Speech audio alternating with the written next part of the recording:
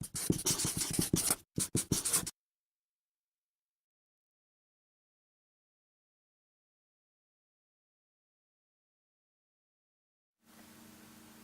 everyone, welcome to my channel. Thanks for watching my videos. And today we're gonna deal with a landscape from Slano. It's in Croatia.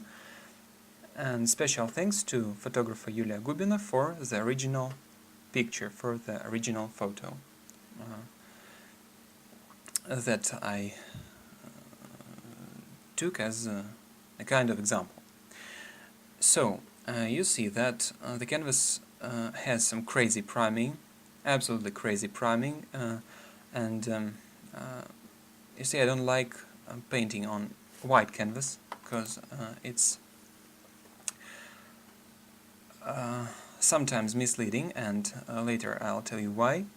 And we start as usual with the sky.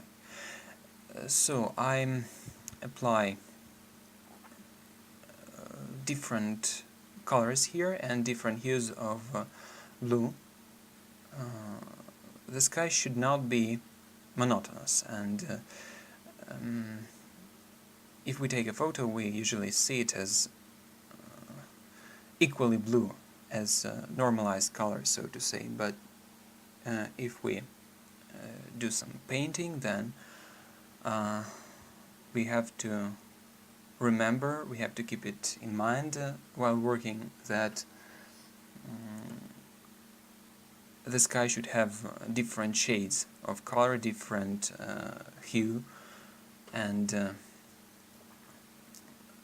the more various it is, the better. So, what do we get if we apply a kind of priming like this?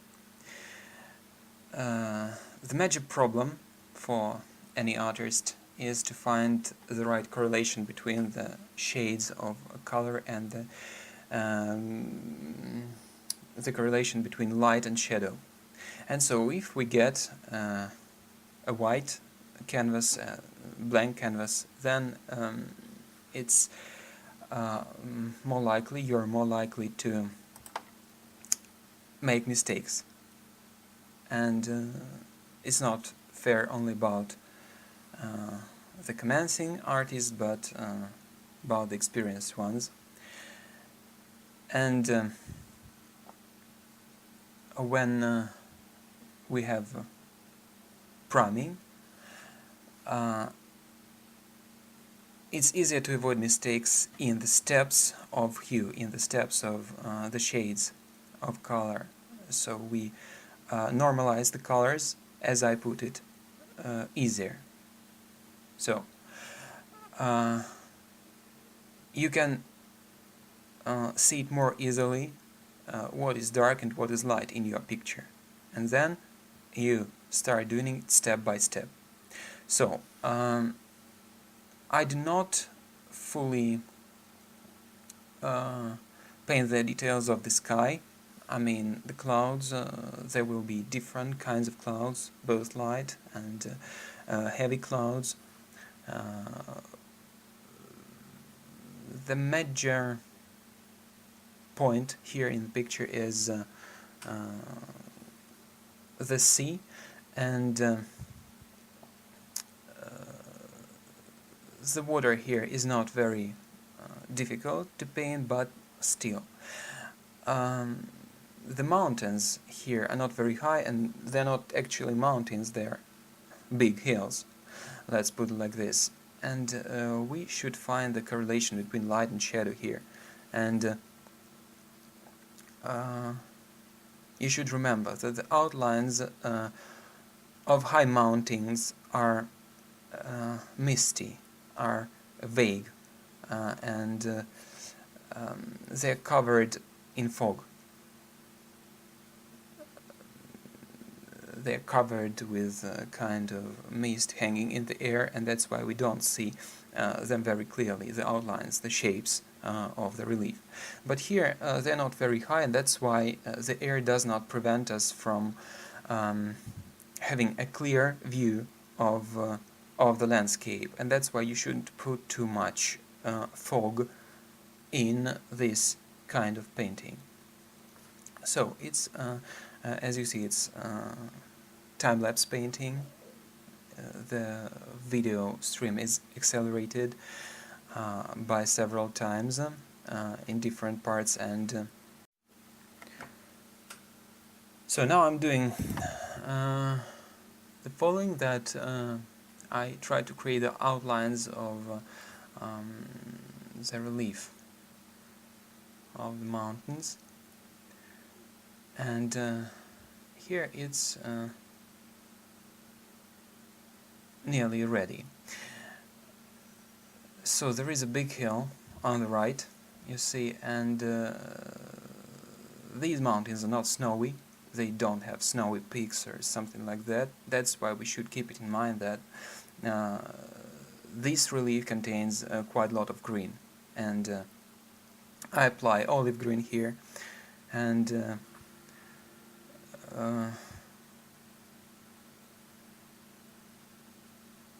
other shades, see, and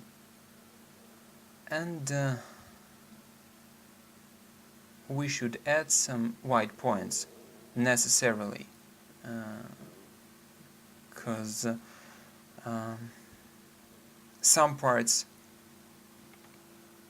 of the relief are shining in the sun.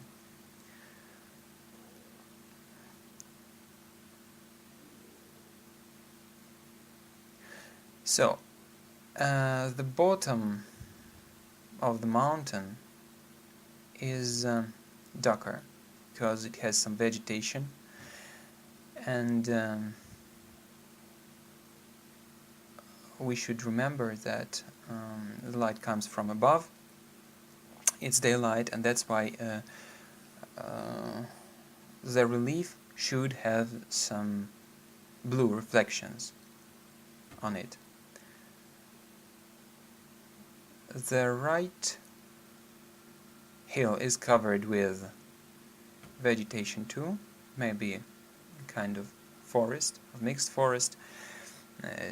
It's not coniferous as far as I understand, but it's mixed forest. And there will be some vegetation on the left too, and we shouldn't go into details here, because the center of our attention is drawn to the water.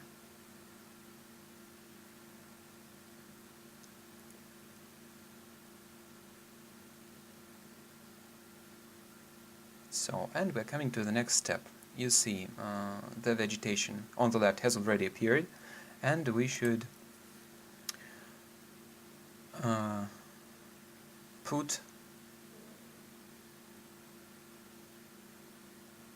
some more darker paint on the canvas to emphasize the tops of the mountains. And we should remember that the relief is not that simple, and we should add some points to make it more lively, so to say. And the more shades you have here, the better it is for the human eye. So it's easier for the spectator to perceive your artwork. And so very soon we'll come to the clouds already. Clouds will be different. And so pay attention to the weather. If we take a closer look at it, then we will realize that it's it seems, at least, it is not actually, but it seems lighter in the distance, far away from the spectator, and that's why we should put some blue paint on it and mix it with titanium white, or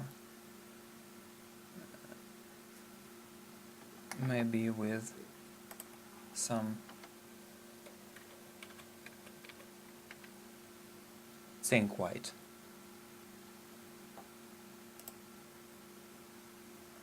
Okay. And the lower part of the picture contains some dark water. When painting water, you should apply more thinner, more solvent, because when paint is thick in some parts of the picture, then you should remember that if you want the paint to come off the brush well, then you should make it thinner.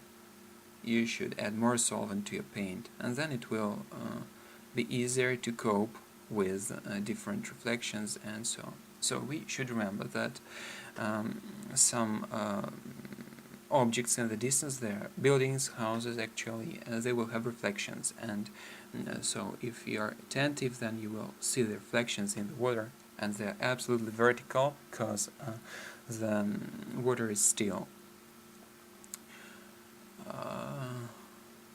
So I'm painting some boats here now, and if you start painting boats, don't go into details either, because the eye should